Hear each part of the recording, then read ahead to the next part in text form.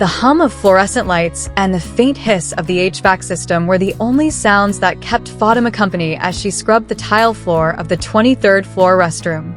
The world above slept or celebrated, but for her, each night was a symphony of mops, disinfectants, and silence. It had been 6 years since she took the job as a night cleaner at Orion Tower, a gleaming skyscraper that pierced the Manhattan skyline. Every evening, after tucking her 2 children into bed and reminding her teenage son to keep the door locked, she caught the subway to Midtown. No one in those towering offices ever knew her name, only that the trash disappeared and the floors sparkled by morning. She wore her navy blue uniform like armor. It shielded her from assumptions, kept her hidden. To them, she was just the help. But behind that quiet figure was a woman who once taught literature at a university in Dakar, who had written a children's book in French and spoken at a peace conference in Geneva. Life, however, had other plans. Immigration, divorce, survival. In America, credentials from Africa often held no weight, and dignity could be a luxury. Fatima leaned on the mop handle for a moment, glancing out the window. The city lights stretched endlessly, blinking like stars fallen to earth. Somewhere out there, she believed, was a version of herself that hadn't been buried under struggle. As she made her way into the executive wing, a section with polished wood floors and frosted glass doors, she moved quietly. Her cart wheels creaked softly as she passed conference rooms filled with luxury chairs and untouched water bottles.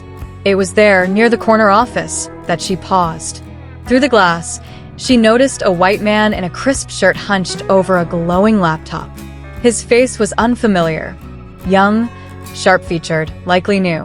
He rubbed his forehead, frustrated. Fatima turned, ready to avoid him, like she always did with late workers. But then a voice came from behind the glass. "Excuse me, can you help me for a second?" She stopped. Her first instinct was to apologize and step away. But something about his tone was different. Curious. She entered hesitantly. "I'm sorry, He pointed at the laptop. "I'm trying to write an email to a partner in Belgium, and I'm butchering the French." Fatima's lips curled slightly. "Kus je jeter un coup d'oeil?" she asked softly, in flawless French. He blinked. "Wait, you speak French?" She nodded, gently stepping forward. "C'est ma première langue." He tilted the screen toward her.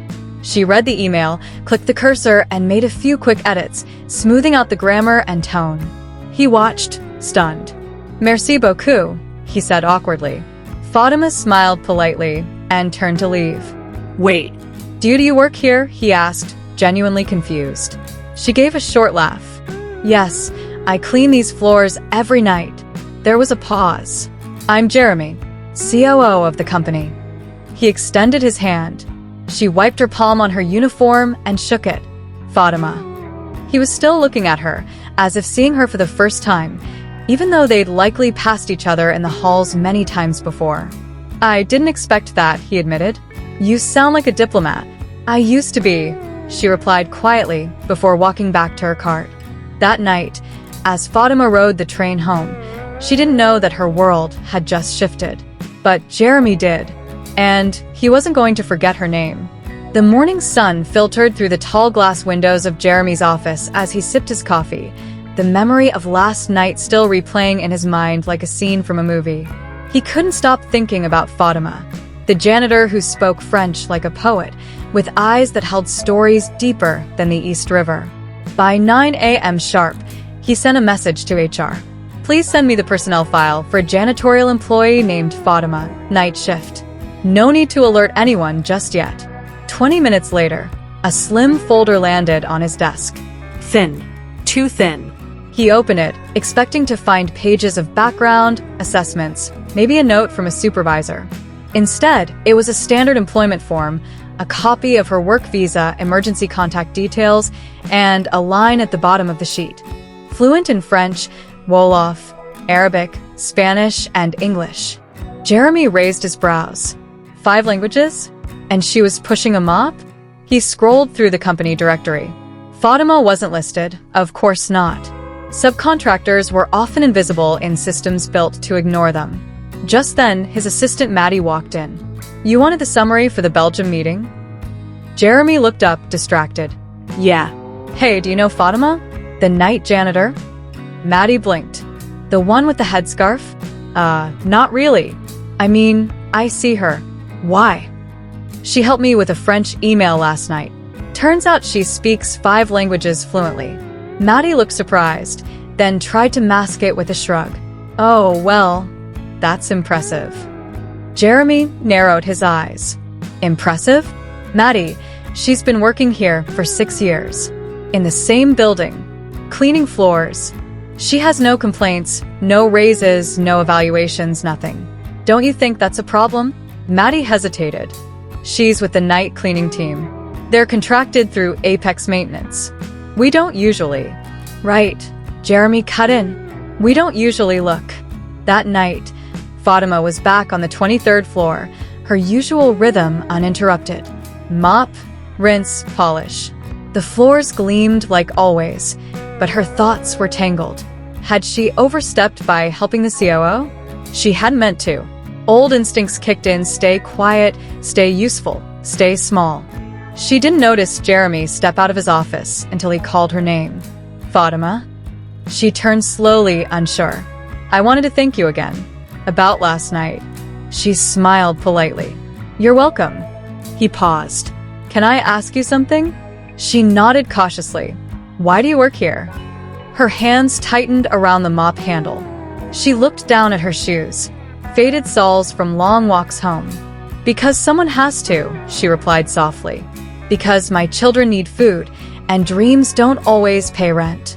He nodded, but there was something in his expression, a quiet fire, a realization that maybe this building, this company, had been missing something far greater than profits. "Would you be willing to meet with me tomorrow? During the day, just to talk?" Fatima tilted her head. About what? "Your story." She hesitated.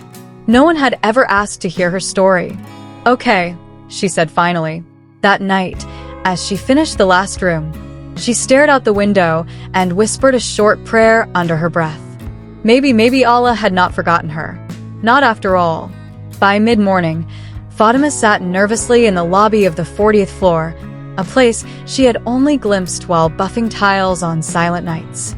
The chairs were plush, the air smelled faintly of citrus and leather, and everyone walking by seemed wrapped in confidence. She tugged at the sleeve of her modest dress, her hijab neatly pinned, hands clasped to hide the tremble in her fingers. Jeremy walked out of the boardroom with 2 senior managers, lowering his voice as he passed by. "Just give me 20 minutes, he told them. One of the men frowned. "You're sure about this, Jeremy? I mean, she's a cleaner." Jeremy didn't respond. He turned to Fatima with a kind smile. "Thank you for coming." He led her into his office, offered her tea, and took a seat, not behind the desk, but next to her on the small couch by the window. "I read your file," he began. Fatima raised an eyebrow. "It won't tell you much." "That's the problem," he said. "How did someone fluent in 5 languages end up scrubbing office floors in the middle of Manhattan?"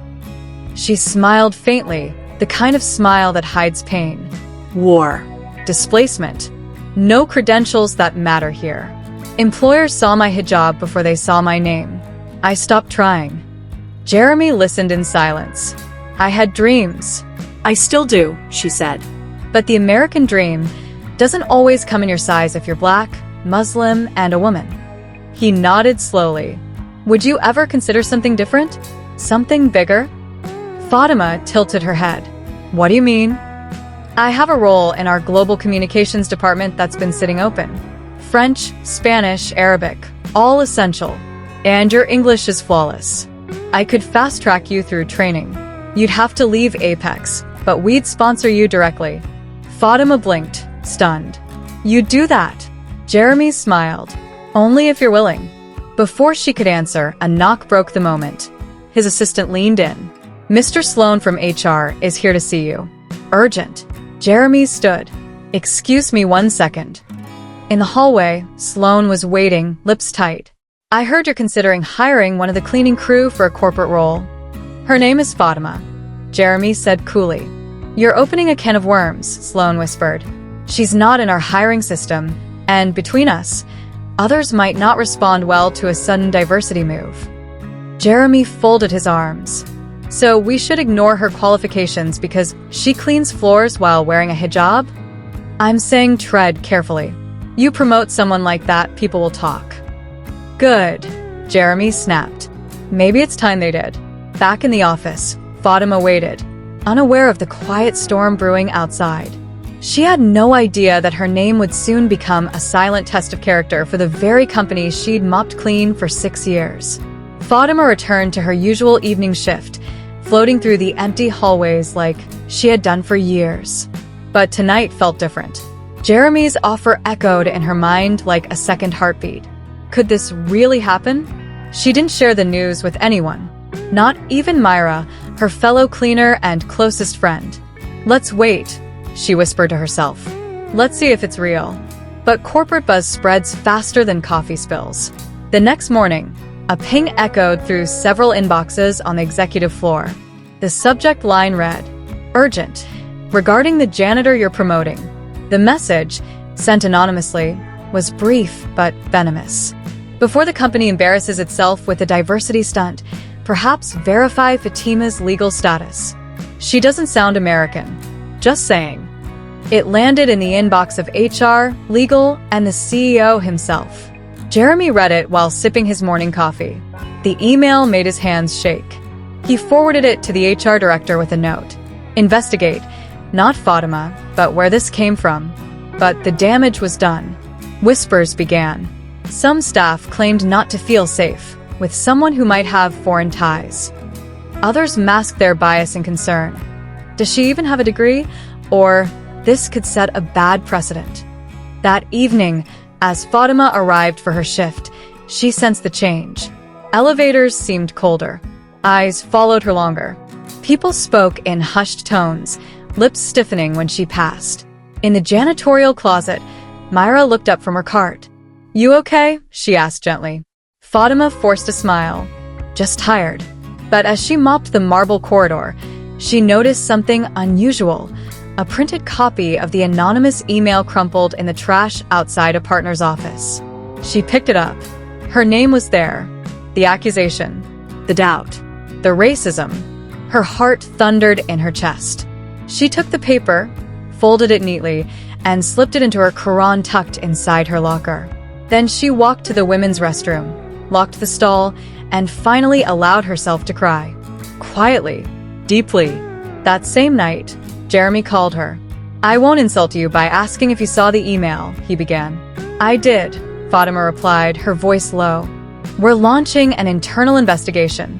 This isn't about your qualifications. It's about their discomfort with your existence." Fatima remained silent. "You don't have to fight this alone," he said. "We'll fight it together." The next morning, Fatima arrived at Apex headquarters just before sunrise as always. Her ID badge buzzed red at the glass door. She tried again. Red. Denied. She looked around, confused, heart pounding, until a young security guard stepped out. "Miss Fatima?" he asked, avoiding her eyes. "Yes," she said softly. He handed her a sealed envelope. "I was asked to give this to you. HR's orders. I'm really sorry." She opened it with trembling fingers. Inside was a single sheet.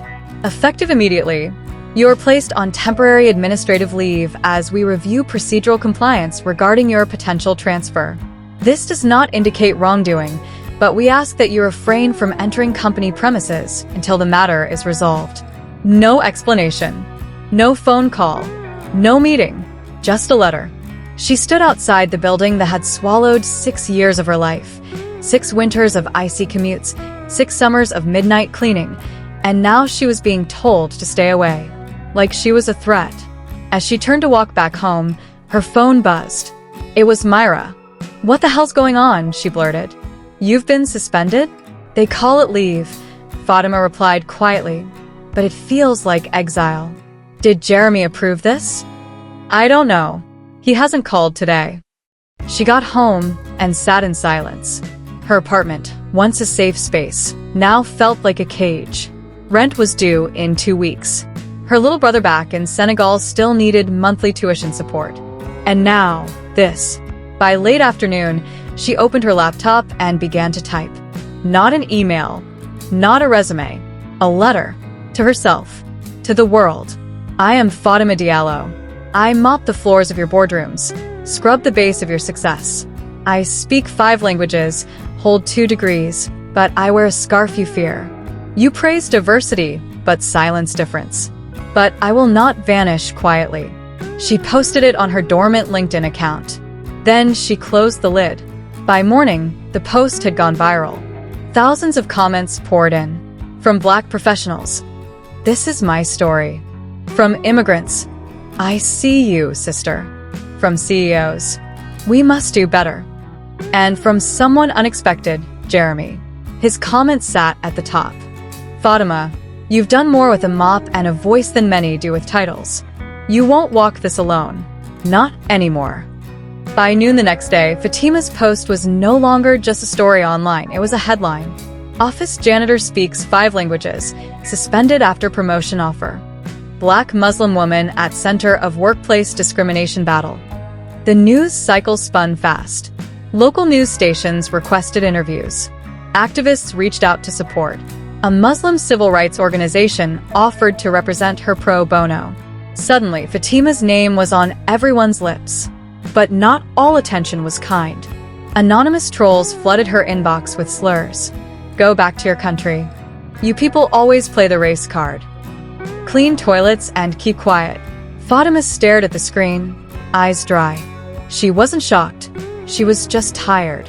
Her phone rang. Myra. Girl, I just saw your face on Good Morning America.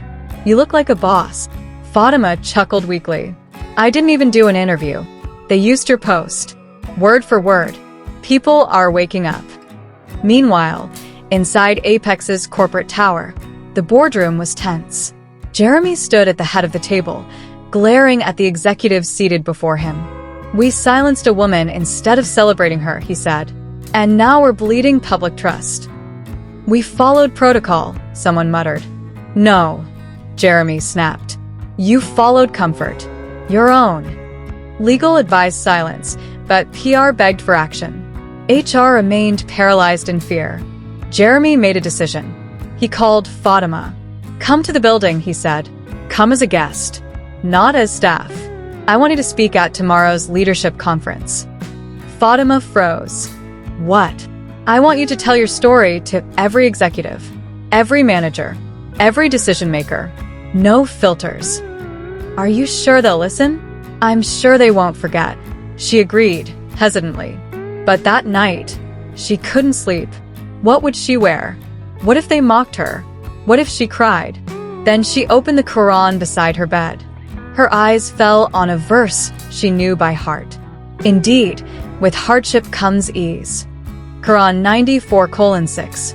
She whispered it aloud, over and over, until sleep found her.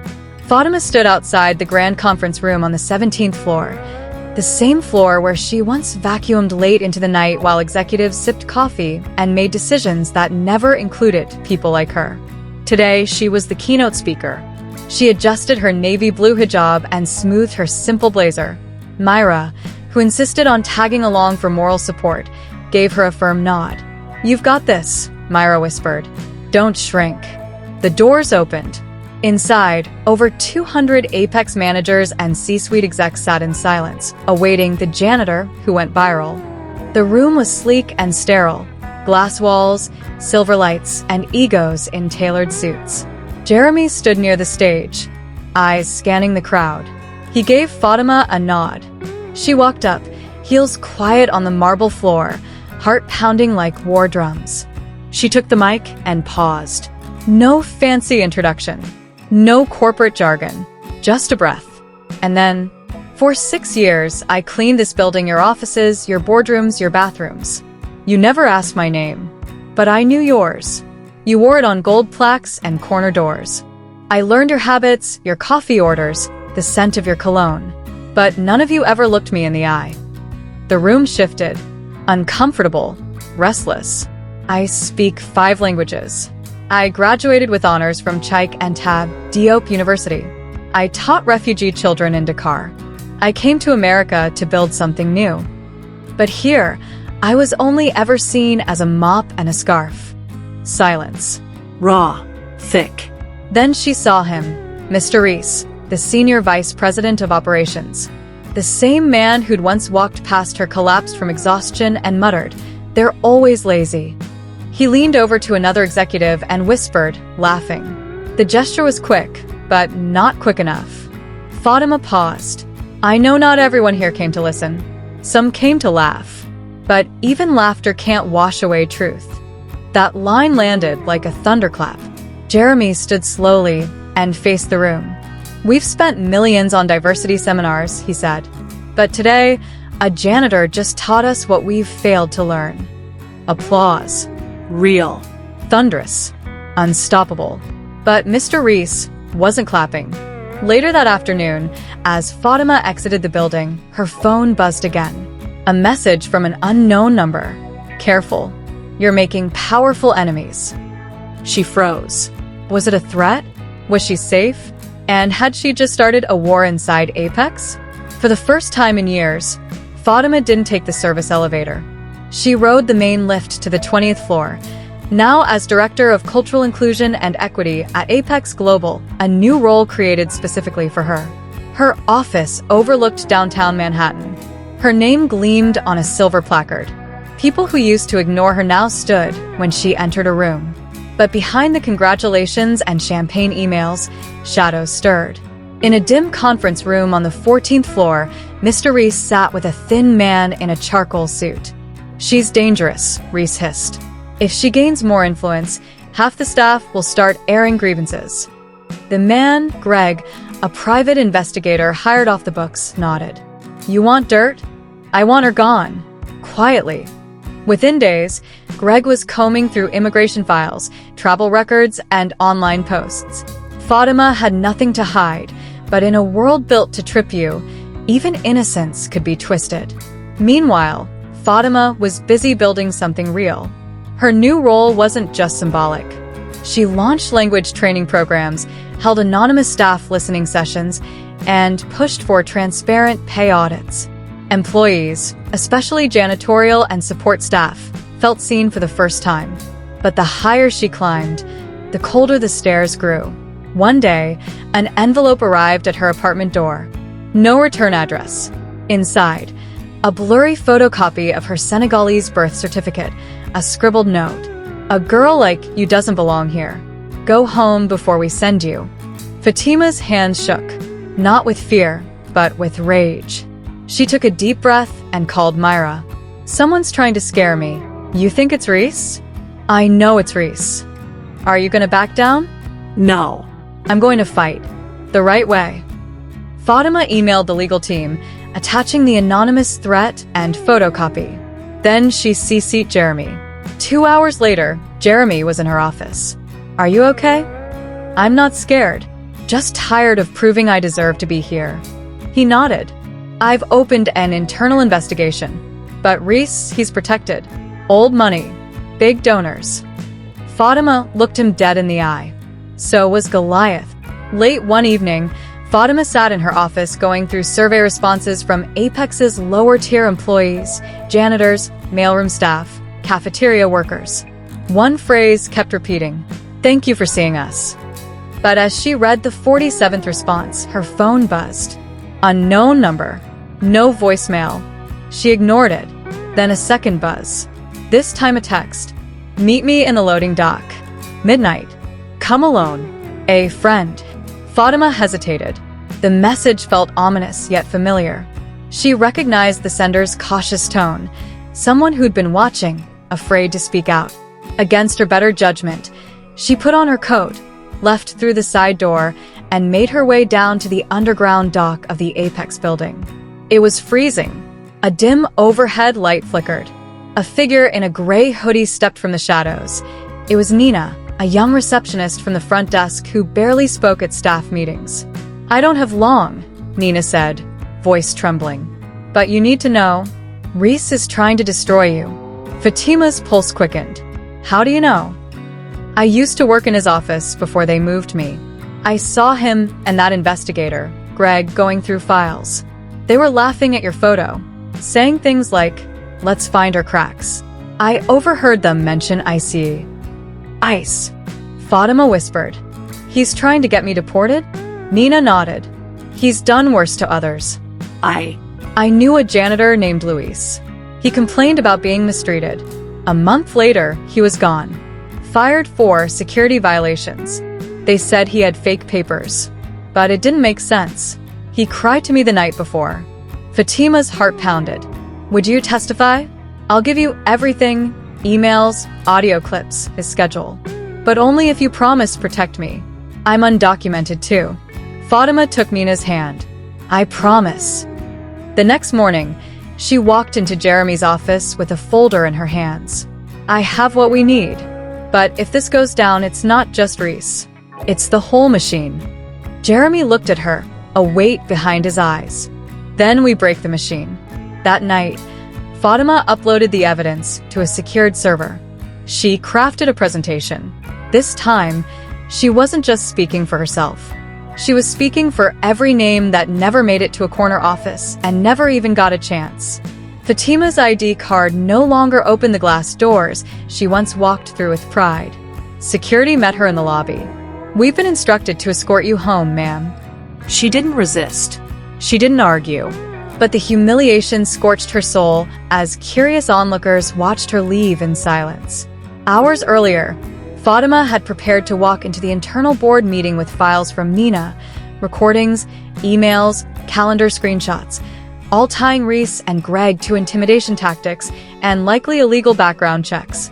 But before she could speak, the general counsel had stood up. We've been informed that Ms. Diallo accessed private files without authorization. This constitutes a breach of Apex policy. Until the matter is investigated, she is suspended, effective immediately. Fatima's heart sank. Jeremy protested, but his voice was drowned out by corporate procedure. The same company that had paraded her as a symbol of inclusion now used policy as a sword. She was escorted out like a criminal. At home, she sat quietly on her couch, hands folded, staring out her window as snow began to fall. A single thought beat in her chest. They're trying to erase me. Then came a knock. It was Myra holding her phone. Fatima, the internet is on fire. What? Someone leaked a video. A clip from Nina's recordings. Reese saying, she'll never sit at this table. This isn't Wakanda. Fatima blinked. What? It's all over Twitter, Reddit, TikTok. Black professionals are sharing their own stories. It's trending. #Let Fatima speak.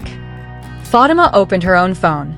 Thousands of messages, emails, journalists, influencers, activists, people who had worked in janitorial roles in corporate cubicles on Wall Street in Silicon Valley, all tagging her, all saying one thing, we believe you. She wasn't alone anymore. Suddenly, the same voice that had been silenced was echoing across the country. Fatima sat in her living room, curtains drawn, surrounded by unopened letters and media interview requests. The world outside buzzed with outrage and support, but inside, she felt the stillness of a storm waiting to make landfall. Then came the call. It was the Apex legal team. Ms. Diallo, said a smooth-voiced man. The board has authorized a settlement offer, $2.5 million. Full NDA. You walk away with dignity, and so do we. Fatima's lips parted in disbelief. We'll clear your record. No admission of fault from Apex, of course. But you'll be free to pursue other ventures. Quietly. Quietly. That word lingered like poison. After everything, the late-night cleanings, the isolation, the microaggressions, the suspension, they wanted her to disappear. But now, they were offering more money than she'd ever dreamed of, just to stay quiet. Later that night, she sat with Myra and Jeremy, who both stared at her in silence. What are you going to do? Myra finally asked. Fatima looked down at her hands that had scrubbed CEO bathrooms at midnight and now held the power to shake a corporate empire. I thought about taking the money, she said. It would pay for my mom's surgeries back home. Secure our future. Jeremy leaned in. But But if I take it, how many Fatimas will be passed over tomorrow? How many Ninas will disappear without a trace? The next day, Fatima released a video. Wearing her janitor's uniform, polished but humble, she stood in front of the same office building where she had once mopped floors. Her voice, calm but firm, echoed. They offered me millions to be quiet, but I wasn't scrubbing toilets at midnight to be invisible. I spoke 5 languages fluently. They just never bothered to listen to one. This is not just about me. This is about every black and brown worker who has been silenced, passed over, and erased. I'm not taking the money. I'm taking my voice back. Within an hour, the video reached 1 million views. By midnight, 10 million. The backlash came fast and cruel. Fatima's phone lit up nonstop. DMs filled with venom. Go back to where you came from. You're just a janitor pretending to matter. Liar. Opportunist. Then came the headline. Whistleblower's immigration past raises questions. A right-wing blog had dug into her history, her original visa status, her father's deportation, her asylum plea after political unrest back home. Fatima sat motionless, jaw clenched. It wasn't just about her job anymore. They wanted her erased from the story, from the country, from her very identity. Myra burst into the apartment, laptop in hand. Don't panic. The community is rallying. Online, hashtags shifted from hashtag Let Fatima Speak to hashtag Protect Fatima. Immigration lawyers reached out. A law school in D.C. offered to fund her case. Former co-workers she hadn't heard from in years posted stories of her brilliance, how she translated for clients in emergencies, solved crises after hours, never asked for credit. But amid the support, she felt fragile. I'm tired, Myra, she confessed one night. I'm tired of being brave. Myra held her hand. Then rest, Fatima. But don't give up, because you didn't just speak for yourself. You became a mirror, and they saw what they'd tried to ignore. Days later, a national labor rights organization invited her to speak at their annual conference. She stood before thousands, wearing a long emerald scarf over her shoulders, a symbol of her culture. Fatima began. I am not your diversity metric. I am not your silent cleaner. I am not your immigration headline. I am a woman who dared to exist in a world that benefits from pretending I don't. And I am still here. The crowd erupted. Some wept. Some cheered. Many stood silent, awed by the quiet dignity of a woman who had gone from janitorial staff to national symbol. Months passed. Apex was forced to restructure. Reese and Greg quietly resigned. HR policies were rewritten. An independent board reviewed over 200 past employee complaints. Fatima didn't return to Apex. She launched a foundation, the Diallo Initiative, which connected multilingual professionals of color with corporate mentorship programs. She spoke at schools, trained HR leaders, wrote a memoir. But every morning, she still woke up at 5 a.m. to pray, still brewed her mint tea, still called her mother back home, her voice soft with gratitude, because what they thought was a cleaner was a warrior cloaked in humility. Your worth is not defined by your job title, but by your truth. Silence may feel safe, but courage is what changes the world. Discrimination hides in systems, but so does resistance. In every quiet, determined soul, our voices matter. Even when trembling, even when tired, they matter.